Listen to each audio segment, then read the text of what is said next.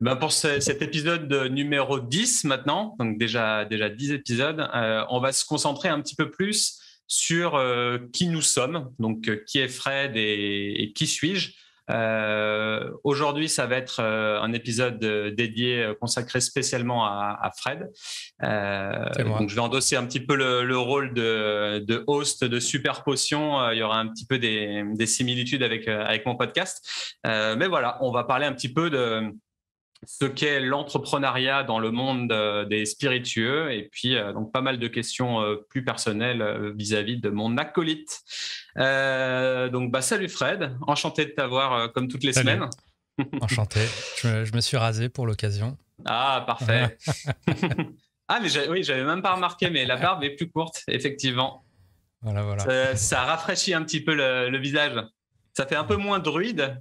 C'est peut-être que c'est voulu, je sais pas, Voilà, mais c'est le 10e épisode. Il ah. fallait marquer le coup. Ok, ben 20 centimètres de barbe en moins, merci. Alors, tout d'abord, est-ce que tu peux te présenter donc un petit peu plus ton background dans la com et puis dans la production de spiritueux? Ouais. Donc, ça, c'est la question que j'avais anticipée. Hmm. Du coup, donc Frédéric Roginska, j'édite une newsletter qui s'appelle distillnews.com où je parle chaque semaine de spiritueux, de l'actualité et tout ça. Et niveau background, du coup, moi ça fait maintenant 11 ans que je travaille dans les spiritueux. J'ai Ok. commencé dans la communication, j'ai travaillé pour des grosses marques d'alcool que j'ai aidé à communiquer, en particulier sur les réseaux sociaux, sur le digital. J'ai bifurqué après un peu dans le bar, vu que tout ce qui est cocktail me passionne pas mal. J'ai fait Hmm. l'European Bartender School à New York. Ok, Et t'es passé derrière le bar du coup. ouais, alors c'était sur une année, hein, c'était pas. Ouais. Mais enfin bref, j'ai réalisé en faisant du bar que ce qui m'intéressait peut-être encore plus, c'était comment on faisait les produits. Et du coup, j'ai aussi eu une vie en tant que producteur, donc distillateur. J'ai géré pendant 2 ans la production de Distillerie de Paris et je suis également parti à Bordeaux où j'ai monté une distillerie pendant 3 ans. Voilà. Et D'accord. maintenant, retour à Paris et du coup, Distill News. Ok. Et qu'est-ce qui t'a fait bifurquer re dans la com après avoir mis les mains dans le cambouis et dans la production? Tu voulais pas monter d'autres distilleries ou développer un peu plus le côté vraiment produit physique à développer pour les consommateurs? Si, c'est toujours quelque chose que j'ai dans un coin de ma tête. Après, c'est plusieurs facteurs. Il y a évidemment eu le Covid et puis après des choses plus perso, plus pro, qui font que finalement ça s'est fait comme ça, quoi. Ok. Et voilà. Donc ça s'est arrêté au bout de 3 ans, le projet bordelais. Enfin, ça s'est arrêté pour moi en tout cas. Je suis parti. Euh, et voilà. Puis en revenant à Paris, je me suis dit, c'est l'occasion de lancer ce petit projet de médias dédié au SPI qui me trottait dans la tête depuis pas mal de temps. Mhm. Alors j'ai un blog depuis 2012 maintenant qui s'appelle Distillzine, mais je voulais vraiment faire un truc plus de curation qui, moi, quand j'étais producteur ou même communicant, me manquait pas mal. Voilà. Ouais, on va en parler un petit peu plus en détail après. Mais avant, je te coupe, car il y a le super quiz. Alors, je ne sais pas comment on peut l'appeler dans The Bottlefield Show. On va l'appeler le Le Bottlefield bottle quiz. Quiz. Donc, un peu comme Super Potion, une seule réponse au choix parmi la dizaine de questions qui arrivent. T'es prêt? Je suis prêt. Dream Theater ou Pantera? Pantera, allez. Hellfest ou Wacken? Hellfest, j'ai jamais fait le week-end, donc. Aïe. Et puis Euh, Cocorico, quoi. oui, c'est vrai, carrément. Eau gazeuse aromatisée ou Seedlip? Au gazeuse, définitivement. Hard Seltzer, pour ou contre? Alors, j'ai pas d'opinion vraiment. Il faut choisir. On va dire pour d'un point de vue créatif et innovation. Mais Ok. Pernod Ricard ou Diageo? Les Cocorico Pernod Ricard. Crypto métaverse ou monde réel? Monde réel avec la blockchain. Gin féministe ou tequila transgenre? Wow. On va dire tequila transgenre. Je ne sais pas ce que c'est, mais Moi non plus. si elle Word existe, ou Excel? Excel, définitivement. Ok. Email ou podcast? Ouh. Ah là, celle-là, elle est dure. On va dire email par rapport à mon activité actuelle. Ok. Et pour finir, Massacre à la tronçonneuse ou L'Exorciste? Massacre à la tronçonneuse. Voilà, c'était The Battlefield Quiz. Merci pour ta participation. On va revenir un petit peu plus à ton écosystème. Tu as bâti vraiment tout un écosystème autour de Distill Cuts, qui est ta société. Donc, on a Distill News, Distill Jobs, Distill Zine, Distill Cast. Est-ce que tu peux nous expliquer tout ça et comment tu arrives à tout gérer en fin de compte?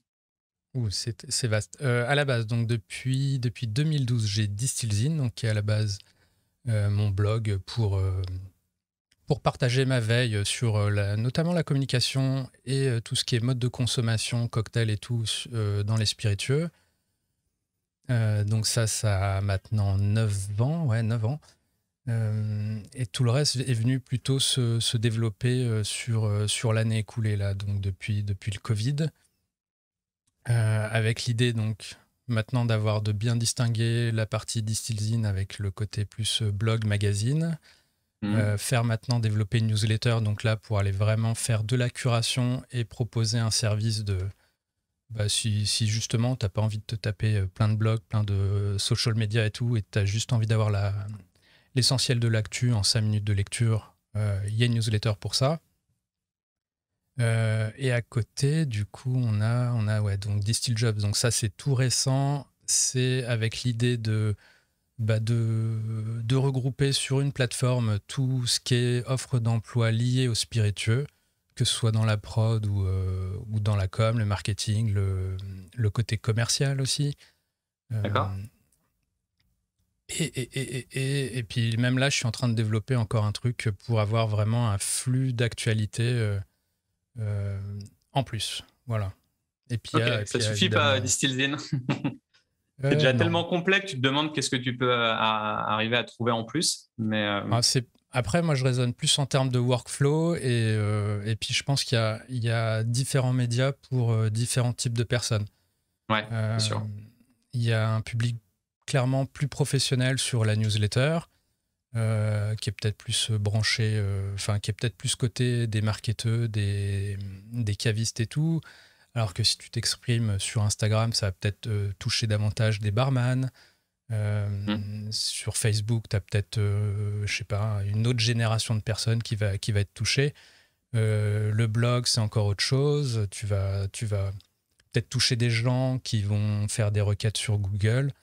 Voilà, donc l'idée, c'était d'avoir plusieurs points d'entrée, puis de pouvoir, au fur et à mesure, toucher le maximum de personnes.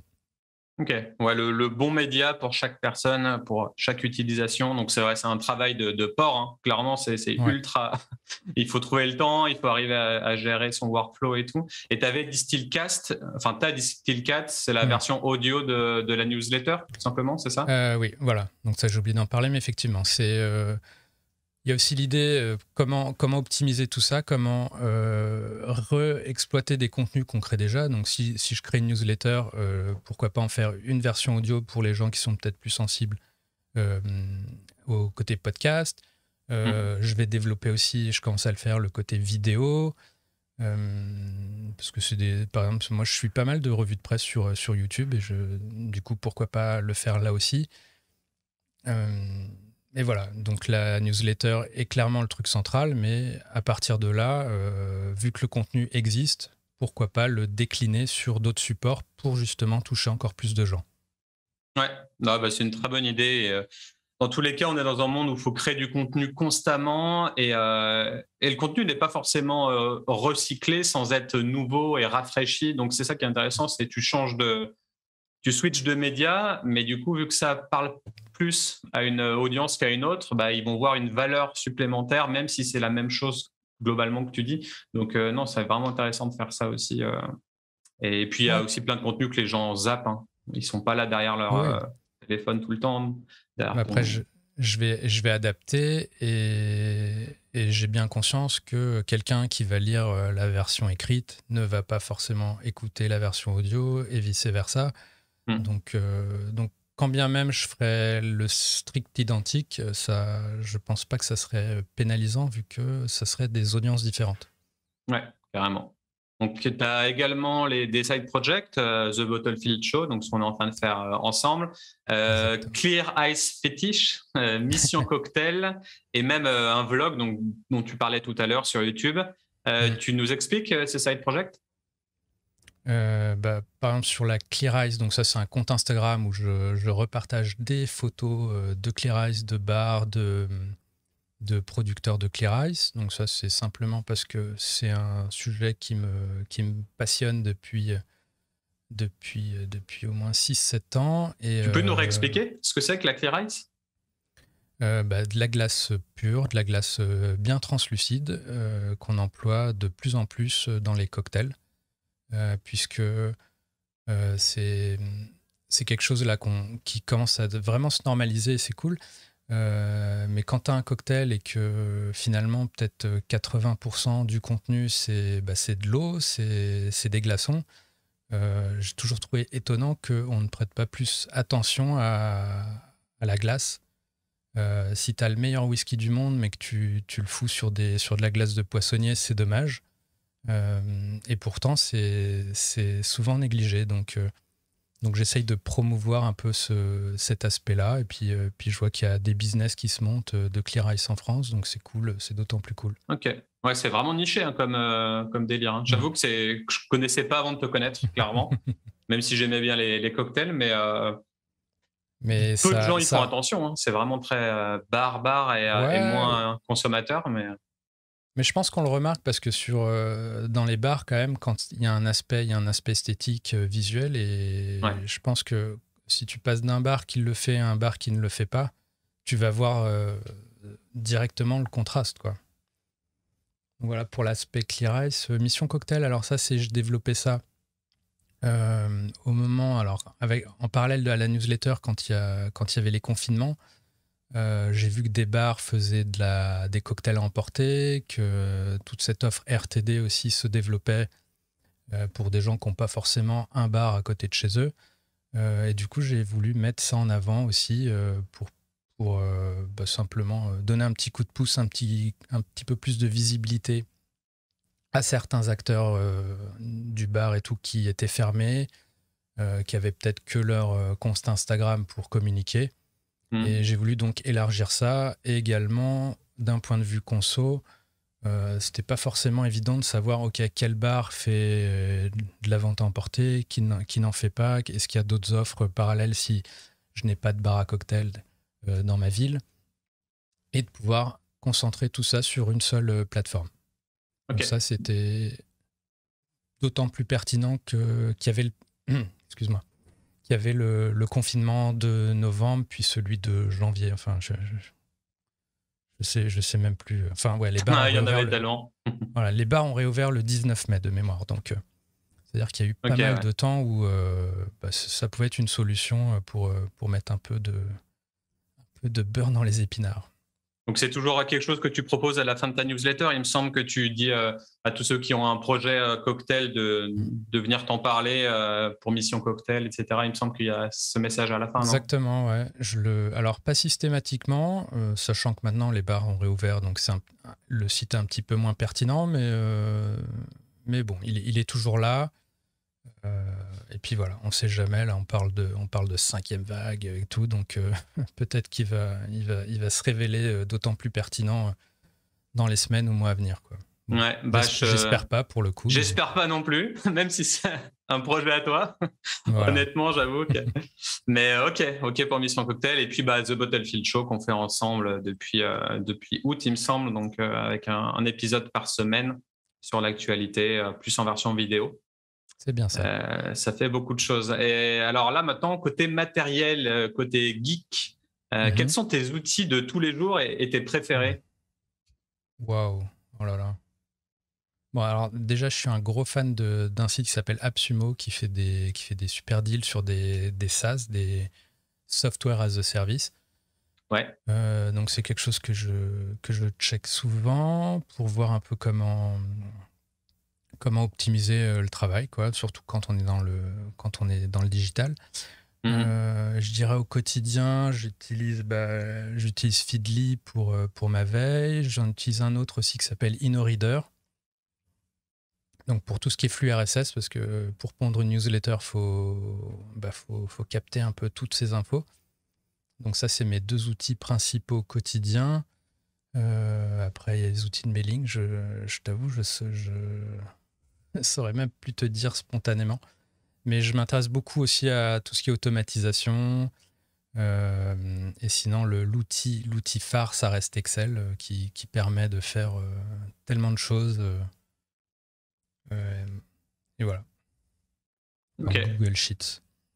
Mais je sais pas si Google t'as un. Sheets, Feedly, InnoReader et Voilà, un c'est un truc qui peu. s'appelle Raindrop aussi que j'adore, qui est pour Ok. sauvegarder ses bookmarks.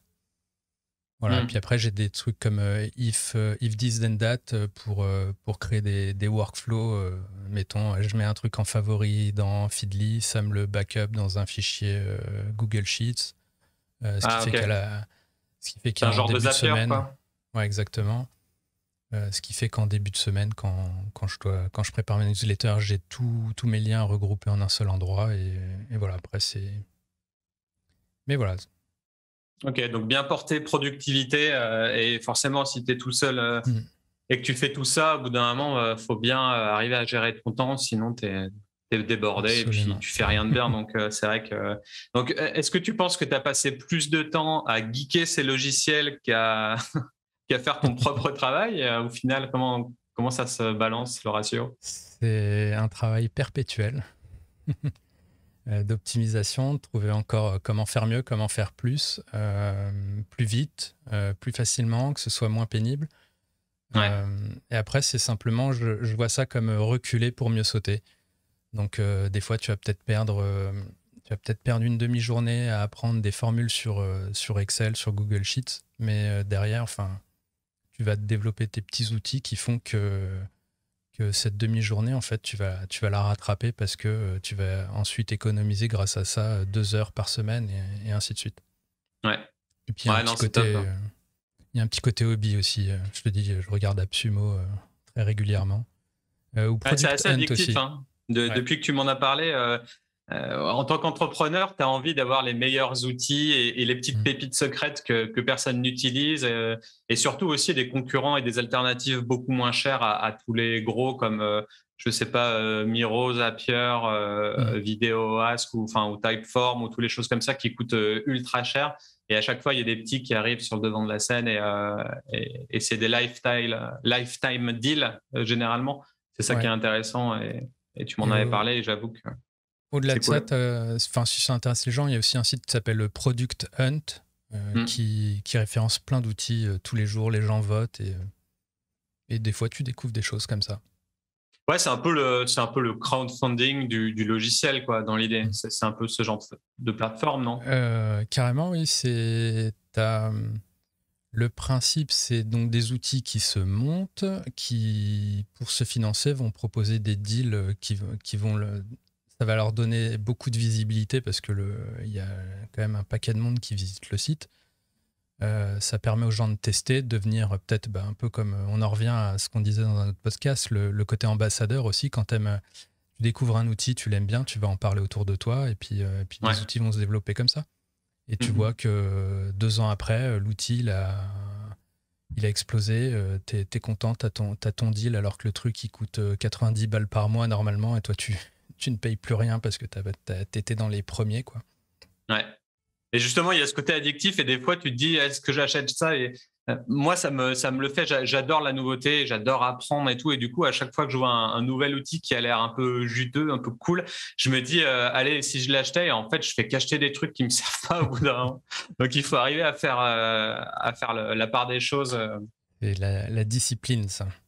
Ouais. Et voilà, enfin, si je me joue ambassadeur d'Absumo, t'as 60 jours, tu peux te faire rembourser tout simplement. Donc, il n'y a aucune friction. Donc, tu peux tester, et puis ça te plaît pas, ou tu réalises au bout d'un mois qu'en fait, tu t'en serviras jamais, tu te fais rembourser, puis, et tu passes à autre chose, quoi.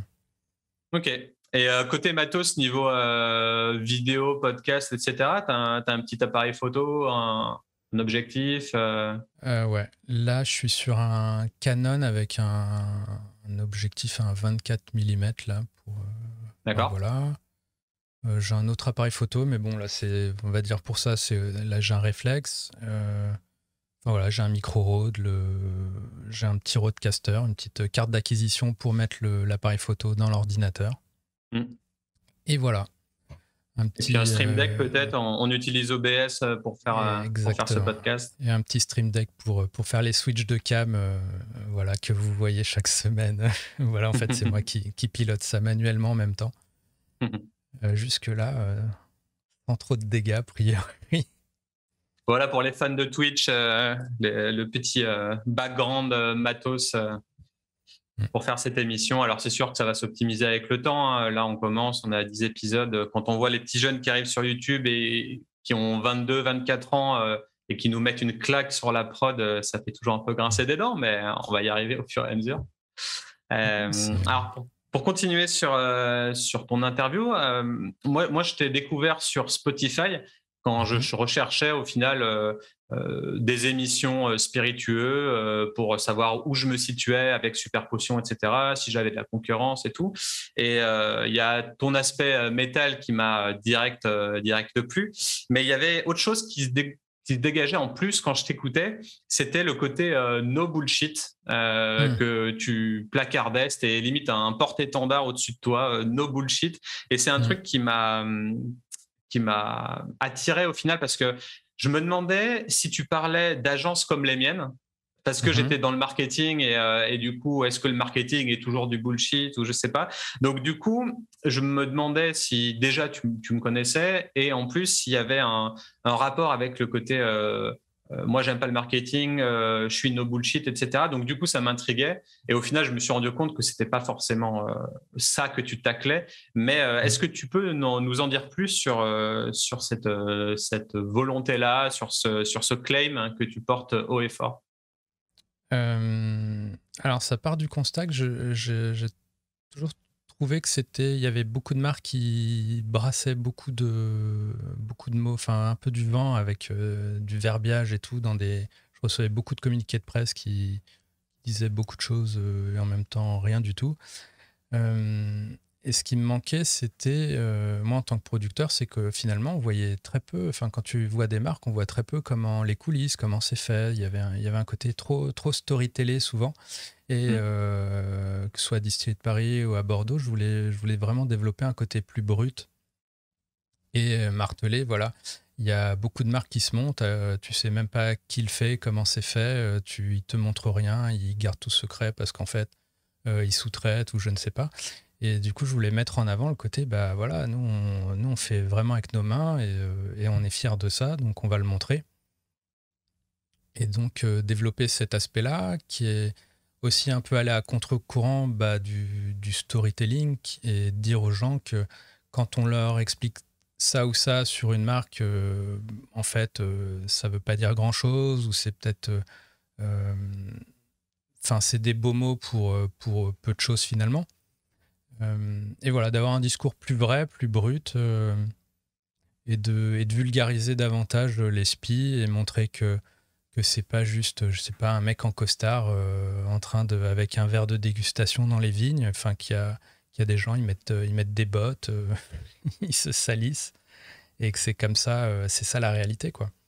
Ouais. Alors du coup, pour vendre des produits de luxe, c'est un peu compliqué de voir des gens en train d'en chier dans les alambics si tu vends après ton cognac ou ton eau de vie à 45 000 balles, tu vois, le Ah, discours c'est n'est pas sûr, forcément le même. Donc, après, il y a une histoire, il y a du positionnement, mais il y a des marques qui, sans être positionnées comme ça, brodent beaucoup pour pas grand-chose, quoi. ouais. Donc, Donc, limite, c'est un travail beaucoup plus difficile d'être no bullshit, authentique, tout en ayant une communication rédactionnelle forte. Je trouve que c'est au millimètre, quoi. Il faut être très, très, très bon en termes de rédaction pour arriver à ça, en fait. je le verrais plus comme être naturel, en fait, et réaliser que quand tu as un discours assez plus brut, plus proche du réel, en fait, il y a beaucoup de gens qui sont justement très réceptifs à ça, qui Mm. en demandent davantage, qui réalisent que peut-être effectivement, de l'autre côté, il y a des discours qui sont peut-être aseptisés ou je ne sais pas, qu'il y a peut-être une espèce de pensée commune sur certains trucs. Qu'on se remet. Enfin, il y a un côté parfois trop tradit, on se remet pas en question. Et puis je vois Ouais, moi ultra tradit, ouais, c'est clair. voilà, finalement, il y a beaucoup de jeunes qui développent des distilleries, qui développent des produits. Et tu vois que c'est, enfin même, il y a qu'à voir nos têtes. On est peut-être pas dans le moule un peu tradit, parfois un peu snob malheureusement des spiritueux. Ouais, Donc tout à montrer fait. une autre facette et l'expliquer simplement. Expliquer que c'est pas derrière les beaux mots, il n'y a pas forcément des choses si compliquées que ça, que quand on te fait croire qu'on maîtrise tout, il y a aussi, enfin moi ça me plaît, il y a aussi une part de choses qu'on ne contrôle pas et c'est ça qui est beau dans les produits. Sinon on ferait tout avec des robots et voilà, avec des spectromètres de masse ou je ne sais quoi Ouais. Des et à quoi faiblesses bon? naissent les forces. Exactement. Limite, c'est plus intéressant de dire, bah, dans ce spiritueux, j'ai pas trop réussi à stabiliser le truc. Limite, ça te donne envie de goûter pour te demander si en final ça te Peut-être. convient ou pas. Je sais pas, il peut y avoir des trucs fous en fait où tu te dis, bah, Bah, j'ai il y fait du a mieux que j'ai pu et puis le, voilà ce le que truc ça de donne. le truc de base, c'est de dire que ton spiritueux n'est pas filtré à froid et puis voilà, c'est normal s'il y a un peu de dépôt, c'est normal s'il se trouble un peu. Euh, Et puis, il y a des gens qui vont justement valoriser ça parce que je sais pas, ça s'ancre dans le côté vrai, bio, je ne sais pas, enfin, Hmm. Et encore une fois, artisanal ça pour le dépend coup. de qui tu as envie de cibler, hein. Au final, Hmm. t'es pas là pour tout le monde. Donc, c'est important aussi également, quand tu crées une marque, de savoir à qui tu ne veux pas la vendre. Et ça, Hmm. on se pose jamais la question parce qu'on est toujours là en disant, ouais, j'ai envie de cibler tout le monde. Le plus de monde qui Hmm. achète, mieux c'est. Je vais me faire pas mal d'argent en développant la marque, etc. Mais en fait, on se demande jamais qui t'as pas envie de toucher au final. Hmm. Est-ce que tu n'as pas envie de faire un spiritueux pour les fachos? Est-ce que tu n'as pas envie de faire un spiritueux pour je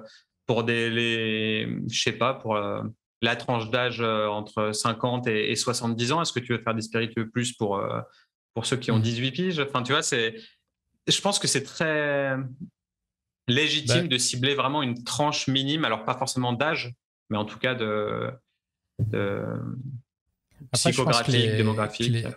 je pense que il y a peut-être deux, pour le coup, vraiment une segmentation. Tu as des marques qui se montent avec justement cette idée de cibler avec un ciblage précis, une étude de marché. Et de l'autre côté, tu as aussi des marques qui juste se montent de manière plus personnelle, plus sur la personnalité de celui qui le fait, et qui ne se posent pas la question de qui ils vont cibler ou tout. Ils veulent faire un truc vrai, un truc qui leur ressemble, faire une proposition finalement. Et puis si des gens en face adhèrent, tant mieux. Sinon, bah, peut-être ils passeront à autre chose. Ouais.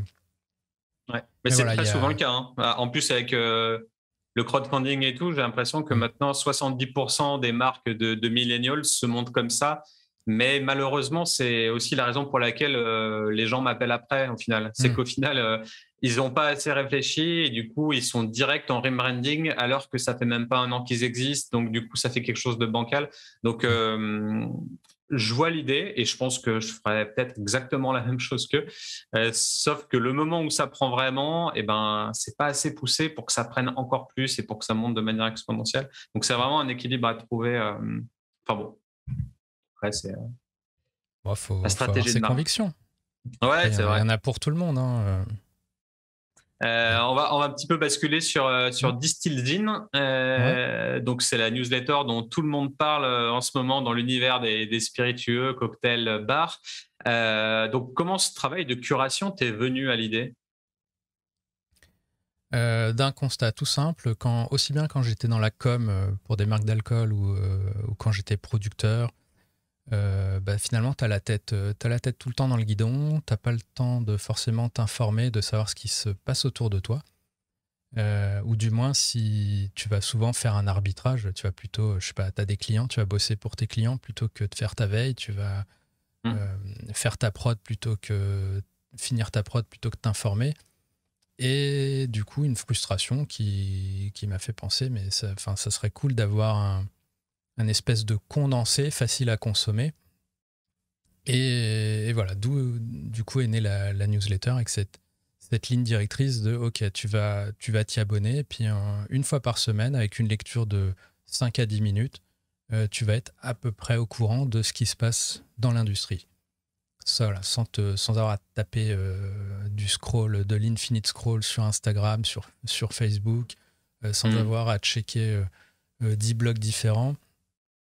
Voilà, tu vas avoir les infos et tu auras les sources si tu as envie de creuser davantage.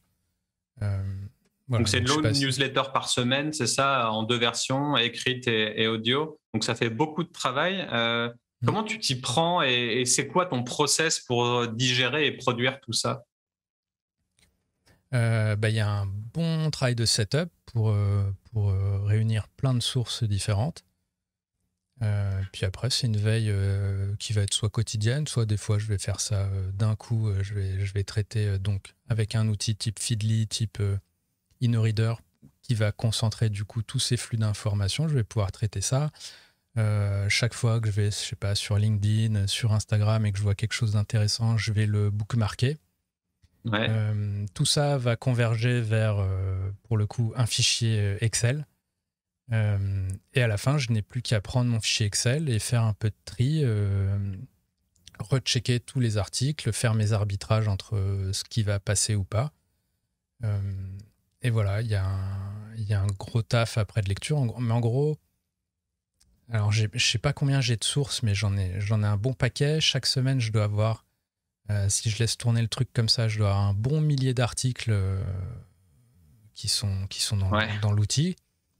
Et une fois que j'ai tout parcouru, généralement, je vais finir avec une centaine de sources d'articles Ok. que je vais utiliser pour pondre la newsletter. Donc voilà, donc ça c'est tout le travail que l'abonné n'a pas à faire justement. Et du coup, après, tu réécris aussi de ton côté, tu reformules les articles pour le mettre à ta sauce Oui, avec ton langage, ton ton, etc. ah oui, le but c'est pas de faire des copier-coller, c'est pas de paraphraser, c'est de digérer tous ces articles et les reformuler en une ou deux phrases pour que ce soit très facilement accessible. Hmm. Et d'y ajouter dès que je peux un peu ma patte, que ce soit avec une petite blague par-ci par-là, ou si j'ai une opinion sur un point précis, peut-être la développer un petit peu, dire pourquoi je trouve ça pertinent ou non, Hmm. et rajouter cette plus-value, d'autant plus que ayant bossé dans la com, ayant bossé derrière le bar, et ayant été moi-même producteur, distillateur, je pense que j'ai un input, des insights qui peuvent être intéressants pour les lecteurs. Donc dès que je Ouais, peux carrément. l'ajouter, j'hésite pas. Donc, c'est la combienième de newsletter là? T'en as à combien? J'ai envoyé la 44e mercredi. 44 déjà?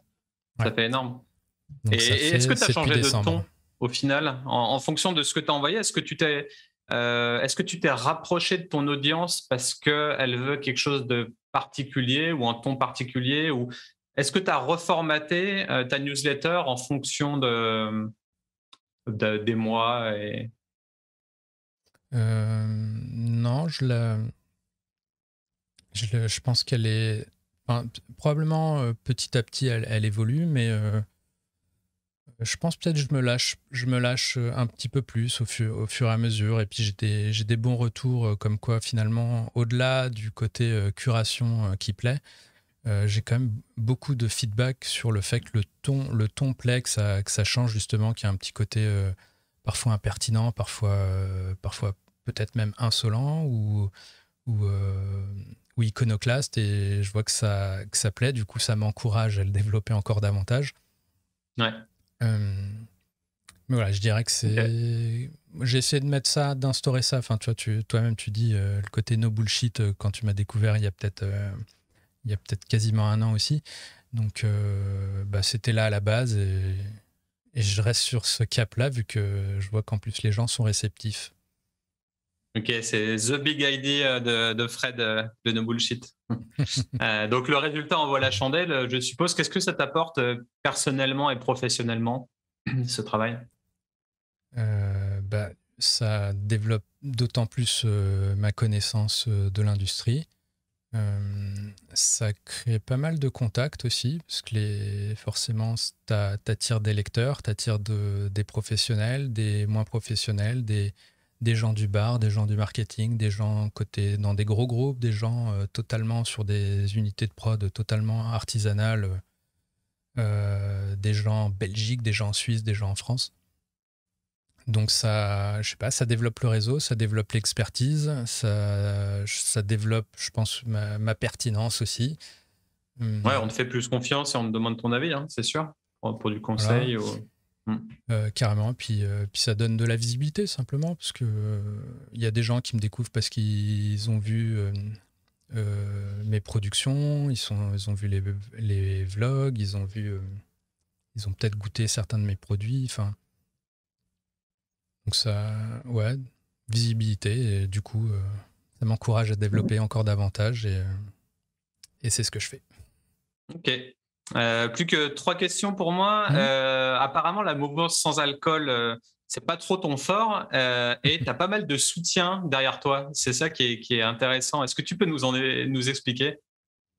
Alors le souci, c'est pas le sans alcool en soi, hein, ça je l'encourage totalement. Ouais. Je suis moi-même, enfin bref, je suis partisan de tout ça. Il n'y a aucune ambiguïté là-dessus. C'est plus le storytelling qui me gêne, comment tout ça est habillé et comment j'estime qu'on trompe le consommateur en lui présentant des choses comme ultra sexy, avec un langage qui vient. Alors, on est sur du sans alcool, mais on vient euh, titiller tout le côté, l'image des spiritueux. Et tout ça pour vendre finalement des produits qui techniquement sont parfois que de l'eau. Mhm. Donc voilà, donc j'ai aucun souci sur le sans alcool, hein, que ce soit clair. Par contre, vouloir vendre littéralement de l'eau ou de l'eau aromatisée pour 25-30 euros ou du sirop dans ces prix-là, simplement parce qu'on a un beau flacon et que au lieu de l'appeler eau aromatisée ou sirop, on l'appelle spiritueux sans alcool. C'est là que j'ai les poils qui se hérissent et du coup que je fais entendre ma voix pour dire les gars, faites attention, ben voilà, un spiritueux, c'est 15% d'alcool minimum. Donc si vous retirez l'alcool, ça n'est par définition plus un spiritueux. Puis après, il y a une équation toute simple, hein, si tu prends la vodka qui est un spiritueux voilà, incontestable, c'est finalement 40% d'alcool, 60% d'eau. Donc si tu retires les 40% d'alcool, je pense qu'un élève de 6e est capable de résoudre cette équation. Il reste simplement de l'eau. Donc alerter les gens sur cet aspect-là, tout simplement. Ouais, Et ok. que c'est OK si on le vend au bon prix, quoi. Mais à 30 balles, c'est. Après, la mouvance est bien réelle, elle fait qu'augmenter. Donc, c'est vrai qu'il y a un vrai trend pour ça. Moi, je pars Mhm. plus du principe de l'expérience consommateur parce qu'au Mhm. final, si tu bois pas d'alcool et que tu vas dans un bar, peut-être que l'argent, c'est pas un souci pour toi et Mhm. que tu as envie d'avoir cette sophistication de autre chose qu'un Perrier tranche Mhm. ou voilà. Et peut-être que quelqu'un qui te sort une belle bouteille de spiritueux dans lequel il n'y a pas d'alcool, mais qui va te faire toute sa préparation cocktail et à la fin, tu finis par déguster le truc. Pour moi, c'est vraiment tout dans le. Ouais, c'est un peu dans le paraître, mais pas mal dans l'expérience, dans l'émotion que ça peut dégager, etc. Tout le monde sait ce que c'est un Perrier avec du sirop dedans. Ça fait rêver pas grand monde, en tout cas en 2021, je pense. Donc, pour te mettre au même pied d'égalité avec tes potes qui consomment de l'alcool, moi, je trouve ça vraiment intéressant. Après, c'est un autre parti pris. Mais c'est vraiment un aspect psychologique pour le coup. Tout ce que tu dis là, on peut le faire sans avoir à bullshiter finalement. Possiblement. Alors, il y a peut-être une niche d'ailleurs pour ceux qui nous écoutent et qui veulent lancer du sans-alcool. Mais c'est sûr que si tu sors une bouteille de Volvic Citron derrière le bar, ça fait moins sexy, mais pour moi, ça ne justifie pas tout le reste, quoi. Ouais, je comprends. Mais en tout cas, tu as des fervents partisans derrière toi et à chaque fois que tu lances le petit sujet dans ta newsletter, je pense que ça en fait sourire 80% des gens qui te suivent au final. Mais voilà. Une fois, on s'est inquiété pour moi que j'avais peut-être offensé des gens, mais au final, j'ai jamais eu de mauvais feedback. Donc, t'as pas eu de menaces de mort, etc. C'est bon. Non, tout va bien. Au contraire, des gens étaient très contents que je l'exprime à haute voix. Ils pensaient tout bas depuis trop longtemps. Ok. Voilà. On va finir bientôt. Alors, quels sont tes 2 livres préférés? Je dirais là, comme ça, spontanément, Start With Why. De Simon Sinek. Ouais. Qui, je pense, est très, très cool. Donc, des bouquins business comme ça. À quoi je pense? Je sais pas. Ouais, Start With Why, là, essentialisme. Enfin, je vais pas y arriver. Essentialism. Exactement. Et là, j'ai beaucoup aimé aussi pour le. C'est qui a écrit minimalisme. Ça? C'est Greg McKeown, il s'appelle. Essentialisme. Oh là là. Voilà, je lis pas mal de trucs business.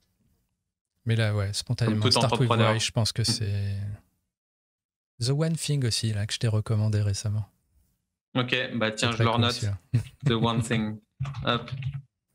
Ça y est, c'est noté dans la booklist. C'est compliqué de lire beaucoup de livres et surtout si tu veux les lire en entier, parce qu'il y en a pas mal qui se répètent aussi. Où quand tu as lu 90 pages, que ça en fait 160 ou 200 et que l'idée est récurrente, tu te demandes si ça vaut le coup de continuer le livre jusqu'au bout. Et je crois ça va te marquer. Enfin, tu regardes un truc comme The One Thing, le bouquin il est résumé dans le titre en fait. Et pourtant, j'ai pas besoin de le lire. Mais pourtant, le lire. Alors moi, je me le suis fait en audiobook et t'as les idées qui reviennent. Ça martèle un peu et ça devient une évidence, quoi. Ouais, t'as ce côté peut-être redondant, comme les psychothérapies. Au final, c'est à force de ressasser que ça finit par rentrer ou par sortir d'ailleurs. Mais ouais, ok. Bon, et puis je note ça. Les audiobooks, tout ça maintenant, enfin même YouTube. D'ailleurs, je dis, si vous trouvez que le podcast est trop lent, vous pouvez mettre lecture 1,25, 1,5 et tout, pour accélérer les choses. Et c'est pareil, vous pouvez écouter des audiobooks même à x2, si c'est en français, ça passe. Si c'est en français, hein. J'avoue que le x2 en anglais, là tu passes... un peu plus compliqué, mais voilà, des petits tips qui marchent bien. Ouais, essayez-le. 1,5, c'est pas mal si on veut être plus productif. C'est à essayer sur nos podcasts en tout cas. Et la question à 1 million, est-ce que tu penses un jour renfiler tes bottes de distillateur et nous pondre des recettes de spiritueux no bullshit? Ouais, carrément. Ouais, mais j'ai des idées. Enfin voilà, là, on va dire que la période n'est pas super propice avec tout ce qui est Covid et tout, mais j'ai des idées et dont une qui s'inscrit parfaitement dans le truc no bullshit et qui rebondirait justement sur la tendance du sans-alcool. Donc c'est voilà, ou du moins du low ABV. Ok, juicy. À voir. Eh ben, écoute, merci pour ton interview. Ça fait pile 45 minutes au final. Merci à toi. C'est un peu plus ce qu'on t'était dit. Et puis, Et puis voilà, Voilà. on en sait un peu plus sur toi et je pense que ça va peut-être faire plaisir à certaines personnes ou que ça va un peu développer le côté aussi perso qui est intéressant chez chacun Ouais, de nous dans ce podcast, voir d'où on surtout, vient et qu'est-ce qu'on fait. du coup, on fait ça. Il n'y a pas plus tard que ce week-end, j'ai un ami qui écoute régulièrement les podcasts et tout, et qui me reprochait justement qu'on se soit lancé dans le truc sans jamais se présenter. Donc voilà, c'est réparé. Yes, Voilà. Et tu seras le prochain, du coup. la pression. Quand on n'a pas l'habitude et qu'on fait que poser des questions, c'est difficile d'être de l'autre côté. Mais en tout cas, C'est tu t'en vrai. es bien tiré. Et Merci. dernière chose, est-ce que tu peux juste nous rappeler tes liens principaux sur Internet pour te joindre, te contacter ou te suivre? Le plus simple, c'est distillnews.com. Et dessus, si vous voulez en savoir un peu plus, retrouver mes trucs perso et tout, il y a une page à propos avec tout ça. Ok, Voilà. Ou si vous abonnez à la newsletter, du coup, vous recevrez tout ça également ok, directement. nickel. Parfait. Eh ben, suivez la newsletter de Fred Rodinska, Distill News, pour toutes les infos. Une newsletter par semaine, tous les Exactement. mercredis, dans votre Chaque boîte mail. mercredi. Parfait.